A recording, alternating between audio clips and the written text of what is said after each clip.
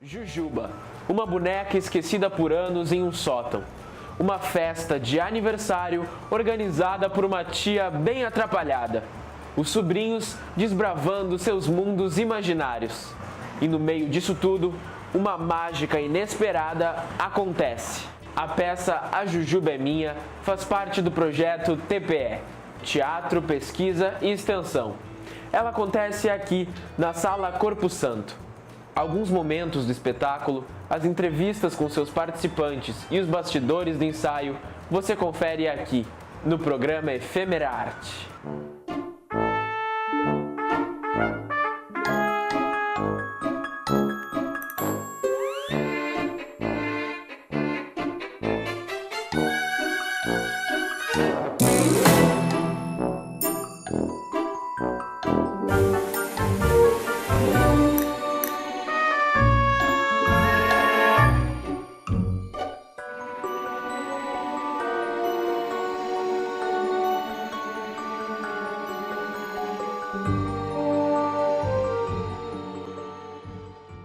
A peça, ela conta a história de uma boneca que foi esquecida num sótão. E essa boneca, por algum motivo que se revela na peça, ela ganha vida e ela quer muito brincar. A peça fala como a gente lida com as frustrações da vida, de alguma forma. Porque essa boneca, ela ganha vida, mas ela não é tudo que as crianças esperam, assim. Ela é velha, quando as crianças se encantam por ela estar viva, elas percebem que essa boneca não faz o que elas querem, assim. Então, pra gente perceber que, bom, na vida, tudo que a gente faz, de alguma forma, nunca vai ser o que a gente espera. Tia, eu posso abrir o meu presente agora?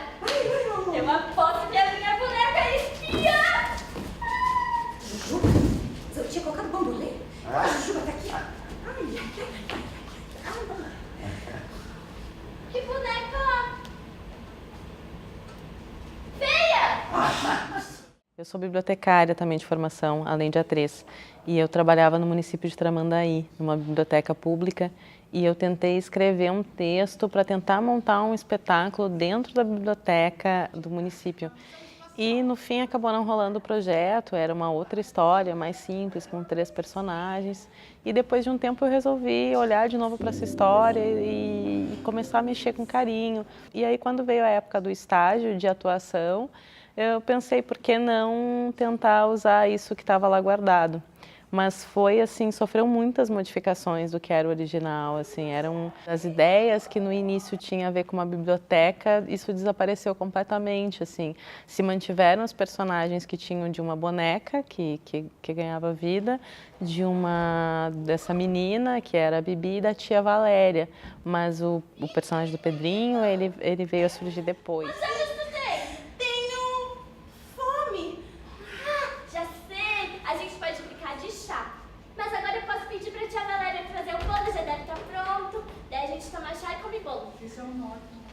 Eu cheguei no final do processo do estágio da Márcia.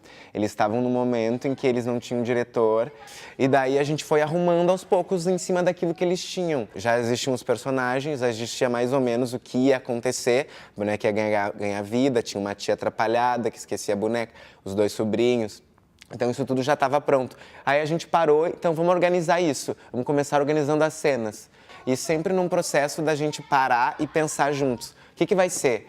Como é que pode ser? Então é um processo meio intuitivo e meio dos atores dando sugestões também. Ficou muito legal esse final, ficou muito legal. É legal isso que tu já pegou o chapéuzinho, aí depois tu pegou e pegou o cavalinho e a Mari pode fazer isso com a outra coisa, tá? E corre no final. Ficou muito legal esse final, muito legal. Parabéns, senhores. Agora eu queria marcar as marcas das caixas aqui, por favor. Tá, é meio de 20. Ô, Vigo. Oi. Tu consegue me dar o foquinho das caixas ali, baby? O da esquerda, onde é que tá a fita? Gente, é meio dia e 20, eu preciso muito. Tá, Vai lá, pode ir, Marcinha, Márcia, vai a lá. gente arruma o fim as coisas agora. A gente, na verdade, começou o processo ano passado, porque ele era processo de estágio da Márcia Metz. Tivemos um processo bem difícil, assim, porque nós não somos crianças e tudo mais. Então a gente trouxe muito da nossa criança, de como a gente foi quando era criança, para depois pensar em criar um personagem. Tanto a Bibi quanto o Pedrinho têm características da Marilise e do Fabrício. E o corpo infantil ele tem uma certa fragilidade, um certo estado mais frágil. E falando tecnicamente, eu sempre tento botar 1 milímetro do chão meu calcanhar longe, porque daí eu acho que isso... É sério, é real oficial. Eu juro. Porque eu coloco o meu calcanhar pra cima 1 milímetro assim e tento trabalhar mais essa fragilidade do corpo. Isso me ajuda, eu acho.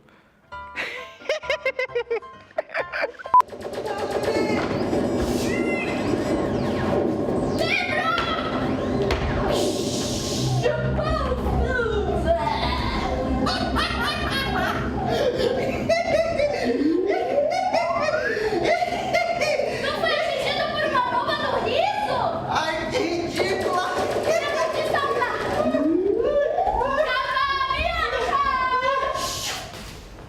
Aonde que tu levou a minha cabeça, Bibi? A minha personagem também, ela é uma tia completamente atrapalhada, que faz tudo errado, assim, mas, sei lá, ela tenta ser suficientemente boa, assim, ela tenta dar o que ela consegue, assim. Acho que isso é muito legal, porque cativa.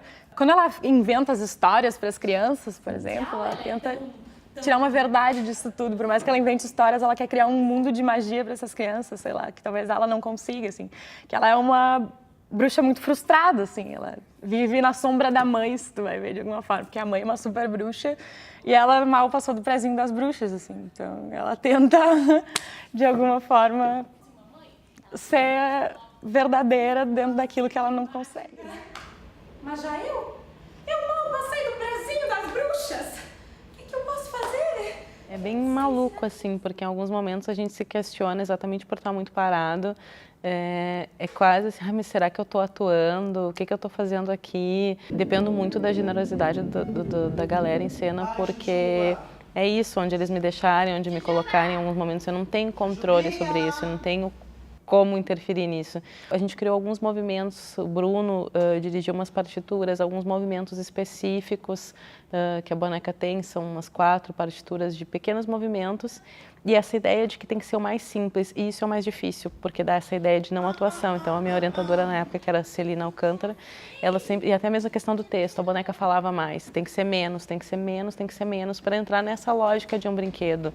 E em cena, quando a gente está apresentando, uma coisa muito louca é porque o corpo pulsa muito quando ele está parado. Então é muito difícil controlar espasmos involuntários, assim, o olho às vezes, quando está muito tempo parado, começa a lacrimejar, e essas coisas todas são bem difíceis de controlar. Eu preciso que tu sente aqui, ó. Pode vir. Cheguei primeiro! Tudo bem, Jujuba. A gente faz outra franja aqui do outro lado. Cheguei primeiro de novo. Tudo bem, Jujuba. A gente vai fazer a tua franja aqui mesmo. Eu só preciso pensar se vai ser 2 Vamos passear! Boa ideia.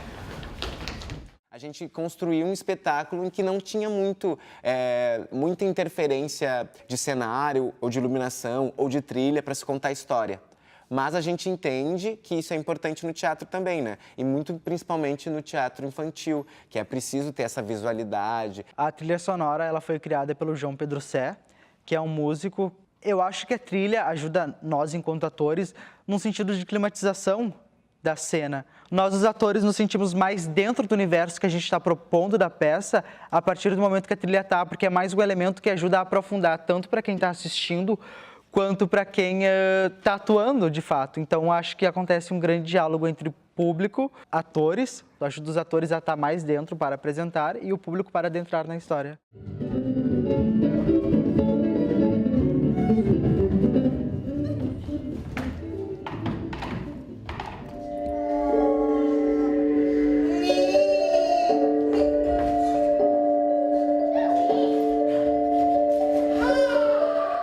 Quem criou a luz foi a Maria Elise, que é a personagem da Bibi, que tenha domínio aí. O que a gente tentou trazer é um clima das brincadeiras, né, que tem muito assim, um clima mais colorido e com mais jogo de cores, assim, que ela pensou para esse momento das brincadeiras, para separar o momento, né, dessa ludicidade com um momento mais realista, que eles estão em casa. E tem um momento que é do sótão, que também tem uma luz daí que é diferenciada, né? Para tentar ambientalizar, como a gente não tem um grande aparato de cenário, tentar dar esse ambiente mais de um sótão, desse lugar fechado. A gente trabalha muito com poucos objetos, assim, e a gente transforma eles, né? Tipo, a tia Valéria, dentro da atrapalhação dela, transforma uma cadeira em mesa, né? A gente tem que lidar com comida. Na primeira versão a gente lidava com um bolo um pouco maior, eu comia o bolo em cena. Agora a gente está lidando com um bolinho um pouquinho menor. Aí tem que cuidar muito, porque só os esparramos, assim, daí tem que, né, tentar ser comedido, uma coisa que nem eu e nem a tia Valéria somos, assim. Os figurinos, o ano passado, eles surgiram da concepção da Márcia de trabalhar com essa criança que ela foi nos anos 80. Já para esse ano, que a gente entrou no TPE, a gente reformulou isso e quem fez os figurinos e assinou o figurino é a Mari Falcão. E daí ela deu a cara dela e já não ficou tão forte a coisa característica dos anos 80, mas mais as cores mais vibrantes e mais brincantes também.